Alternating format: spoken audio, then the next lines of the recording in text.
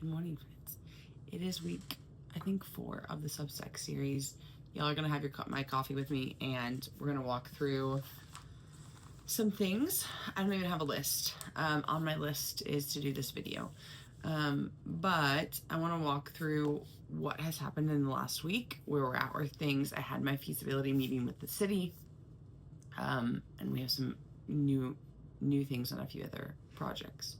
So the first thing I want to talk about is we got back a proposal from someone that we were looking to contract. So I have this business idea, and I know how I want it run. I know all the things that I want to do with it, but I am not an expert in that field. So what we did is one of my friends knew someone who is an expert in that field, has built a similar thing in a different country, and has the education to back it, right? If I have this idea and I'm like, okay, there's a gap in this market, there's a really big need. I can identify all of the pain points as a user, as a mom. I can see the pain points and how this is not a sustainable model. And these are the things that I want to improve. Help me. So basically I brain dumped all of my ideas into this big deck, like a pitch deck for her. And I said, okay, this is what I want to build. This is how I want it run. Can you help me put in place X, Y, and Z to create it, right? I need someone with a credible background to build this thing, and I need help. I could build a version of it, but I'm not going to be able to answer the questions of the consumer as well as she would. And so we are working on the back end of on building this other project. So with that project, we received a proposal. I have a meeting today with one of my friends. She's going to poke holes. So I asked her to basically go through my pitch deck, go through my vision for this project.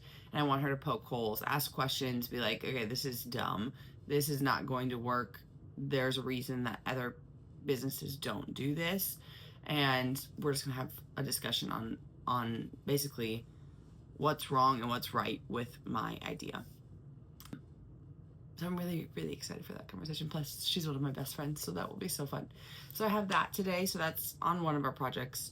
Another project, we got some really exciting news this week, and y'all, God is doing amazing things. I don't know why. I don't know what. I don't know. I'm just walking through every door that is opening and seeing where it takes us. If none of these projects take off, fine. If they all take off, that's really exciting. But I'm choosing not to be overwhelmed because it is a lot. We had a lot of new things happen this week. And then on the other end, we still are running our business and working through all of the kinks and things that we need to do with that business.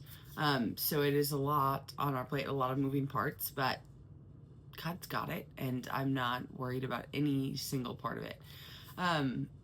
So yeah, I don't know. I'm just very excited to even be doing this. And even to be pursuing something that makes me happy, right? Like, what a gift it is to be pursuing things that we've dreamed about. Anyways, my little spiel.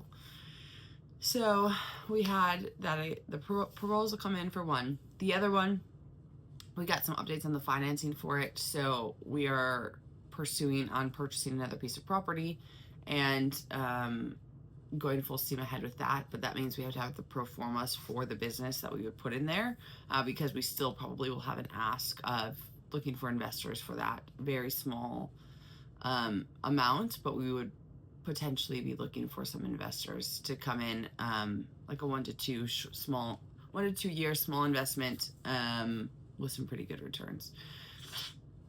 So I'm running the numbers on that. That's another project. So that's project number 2. The third project is the Old Magnolia project. And that project, I had the feasibility meeting this week, which was great. So, okay. So in that meeting, hop on, I basically give a overview of the project that we want to put, where we want to put it, what we're going to do, our services. Is it going to be members only, all X, Y, and Z. You have to have all these things. Then I was like, okay, is this something that they can do? So then all 12 people start talking on the Zoom call.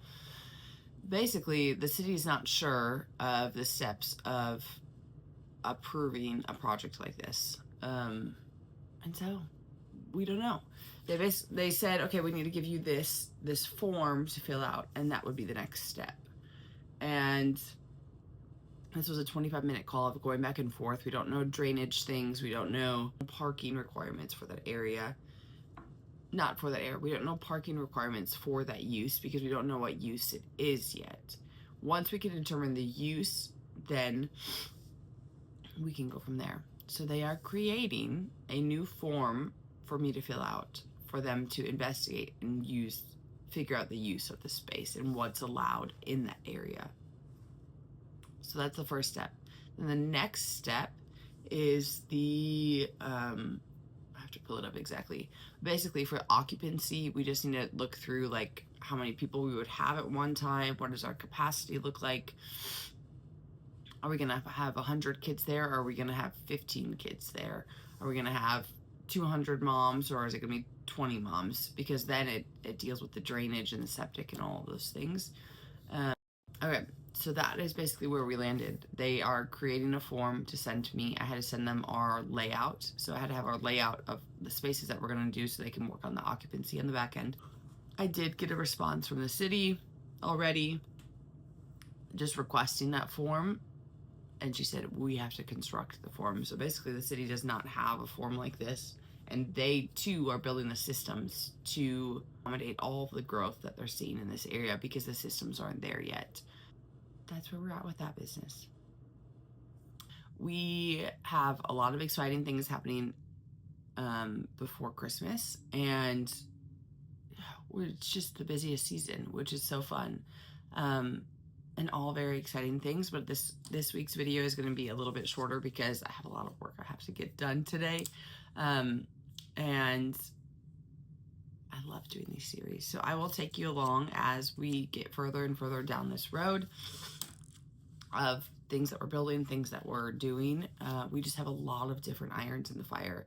Essentially, we have 1, 2, 3, 4 businesses that we are pitching, trying to launch. We're looking to launch this year. And so it is just a very busy season. It's a very busy season, and I am just at God's mercy on all of it. God has given me the strength to wake up early and these ideas, and it is such a blessing to be able to even pursue these and to even be able to spend my time working on these. I don't have the time in my day, but somehow the time is just appearing. 1, with waking up very early in the morning, and 2, if my kids are off playing very well, then I sneak away and do some of my work. But we are so grateful even to have these opportunities. So I don't know what is going to happen in the next year. I don't know if these projects will take off in the next year, or if it will be 2 years, if we have to move, pivot, and shake on some of the things. But these 3, 4 projects, some of them are kind of merged together, are very exciting and something I'm passionate about. So we will see where God takes us, and we're walking through each door that he opens and each path that he opens, and he's not closing a ton of the doors yet. So we're just going to continue to see it through and see what God has planned for these things, because this is not about us. It's about building.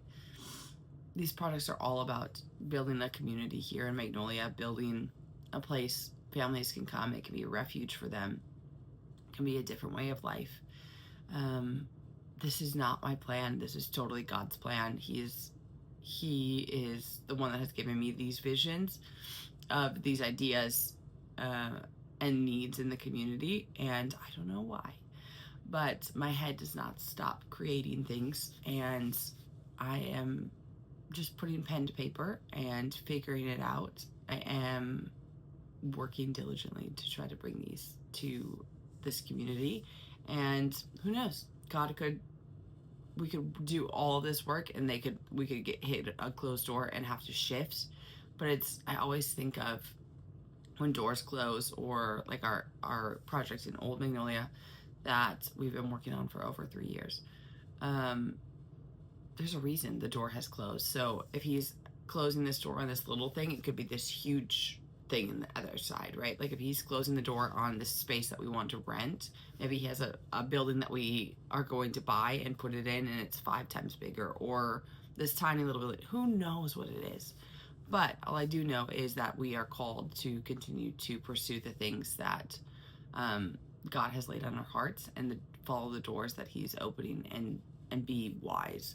So in my mornings, I'm spending time with the Lord in the morning prior to any of my work, and just saying, okay, God, I am here with open hands and open arms, and your will be done on this, because I don't know. I don't know why you have us pursuing all of these businesses, why all these things are going on, but we're here and we're doing it, and we're just following the next thing and following his lead. So if y'all could join me in prayer on that, and just that he continues to make his way known, open and closing doors.